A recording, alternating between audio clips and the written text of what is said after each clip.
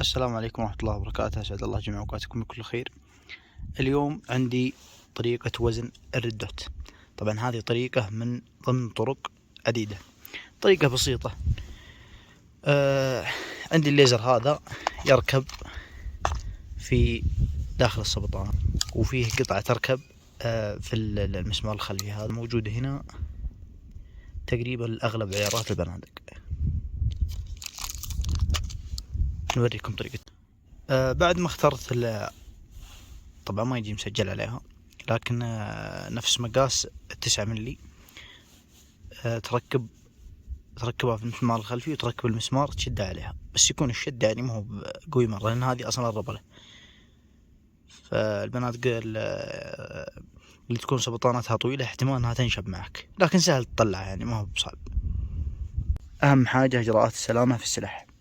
طلع المخزن فاضي، توجه المسدس إلى مكان فاضي، ما توجهه لأي شخص.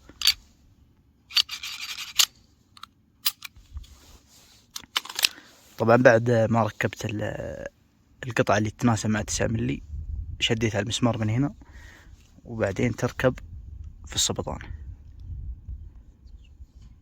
حاول تدفها إلى أن تثبت.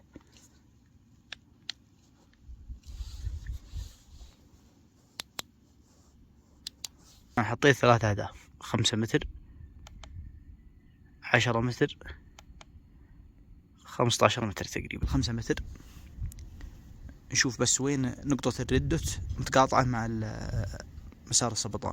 تقريبا نقطة الردوت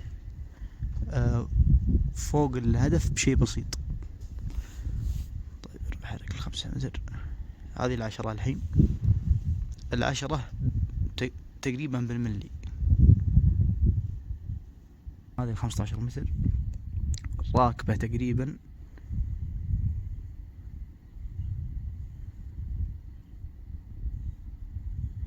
يعني نقطة الردوت تجي تحت السبطانة بشيء قليل على 15 متر. يعني موزون الحين على 10 متر سنتر، على 15 متر تجي تحت النقطة بشيء بسيط، وهنا على 5 متر تجي فوق النقطة اللي هي الردوت، تجي فوق الهدف بشيء بسيط، وهناك سنتر وهناك تحت. أتمنى أني أفدتكم بالشرح هذا. طريقة وزن الردوت في طرق عديدة، اللي ثبت المسدس وترمي، وبعدين تحرك نقطة الردوت من هنا، اللي تلفها يسار ويمين، بتشوف وين الطلقة وتحرك، وفي من هنا فوق وتحت.